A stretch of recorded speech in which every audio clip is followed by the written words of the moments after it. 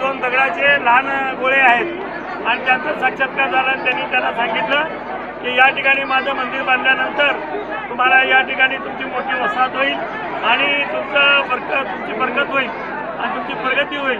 म्हणून साक्षात्कार झाल्यानंतर इथल्या सगळ्या बंजारा समाजाच्या प्रमुख मंडळींनी या ठिकाणी येऊन या देवीची यात्रा या ठिकाणी साजरी केली जाते आणि तशीच परंपरा आम्ही यापुढे चालू ठेवलेली आहे।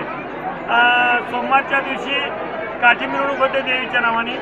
आज मंगळवारच्या दिवशी दहीहंडी, त्याच्यानंतर अभिषेक, त्याच्यानंतर होम हवन केलं जातं आणि चांगल्या पद्धतीनं सगळ्या आजूबाजूच्या या पंचक्रोशीतले सर्व लमाण बांधव आणि इतर समाज घटकसुद्धा या ठिकाणी ह्या यात्रेला येतात आणि आमच्या यात्रेमध्ये सहभागी होतात। यात्रेमध्ये महिलांचा सहभाग त्याचप्रमाणे सर्वात महत्त्वाची गोष्ट म्हणजे या यात्रेमध्ये महिलांचा फार मोठ्या प्रमाणावरती सहभागी होतात।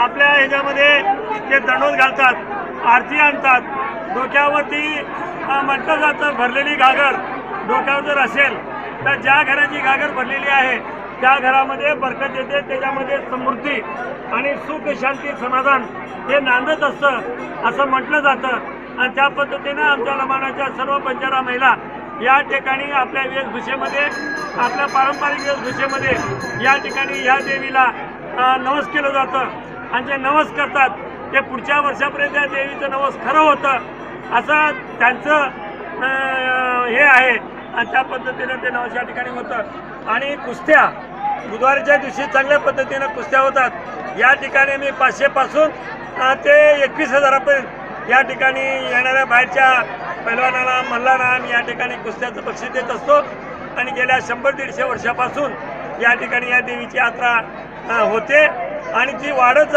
जाऊ लागलेली आहे। आमच्या शासनाकडे माझी अशी मागणी आहे की आमच्या या देवीचं ब वर्ग तीर्थक्षेत्रामध्ये समावेश करावा आणि महाराष्ट्राच्या यादीमध्ये या देवीचा समावेश व्हावा।